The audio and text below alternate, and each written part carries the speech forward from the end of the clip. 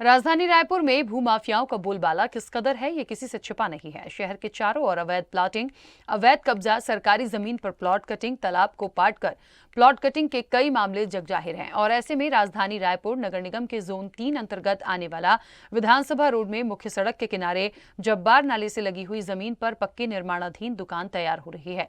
इस निर्माण को जानकारी स्वदेश न्यूज की टीम ने कलेक्टर तक पहुंचाई है और अब इस खबर के बाद आखिर क्या कार्रवाई होगी, ये देखना होगा।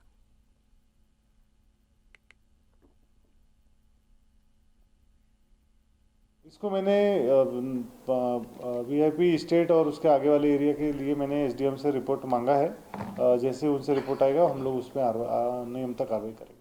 राजधानी रायपुर में भूमाफियाओं का आतंक किस कदर है, ये आपको कई अलग अलग खबरों में हमने दिखाया है। उसके बाद एक और उदाहरण आपको मैं दिखाने जा रहा हूँ।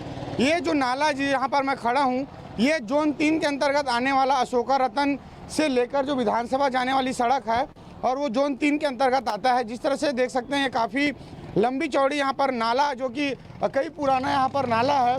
करीब इसकी चौड़ाई है 60 से 70 फीट इसकी चौड़ाई एक समय में रही थी, लेकिन अब कहीं ना कहीं यह नाला भी कब्जे का शिकार हो गया। भूमाफियाओं के पैरों तले यह नाला है वो दब गया। जिस तरह से देख सकते हैं जो चौड़ाई है, वहाँ जो निर्माणाधीन जो बिल्डिंग आपको दिखाई दे रही होगी तस्वीर में, वो बिल्डिंग न जाने किसके संरक्षण पे बन रहा है, कौन इसको अनुमति दिया है। और इतनी कॉलम गड्ढा खुदाई से लेके लेंटर ढलाई तक कोई अधिकारी इसको दिखाई क्यों नहीं दिया, सबसे बड़ा सवाल है। क्योंकि कहीं ना कहीं इस रास्ते से कई जो जिम्मेदार जनप्रतिनिधि गुजरते हैं, अधिकारी इस रास्ते से गुजरते हैं, विधानसभा इस रोड से जाना होता है, उसके बाद भी अगर कोई अधिकारियों को यह कब्जा दिखाई नहीं देता तो अपने आप में बड़ा सवाल है। और पूरी बिल्डिंग जिस तरह से बनकर तैयार हो गई, उसके बाद भी आज तक कोई कार्रवाई जो है नगर निगम के द्वारा अभी तक नहीं की गई, ना ही कोई नगर निगम या स्थानीय जनप्रतिनिधि या पार्षद के द्वारा उसकी शिकायत की गई। पूरी बिल्डिंग बनकर तैयार हो गई।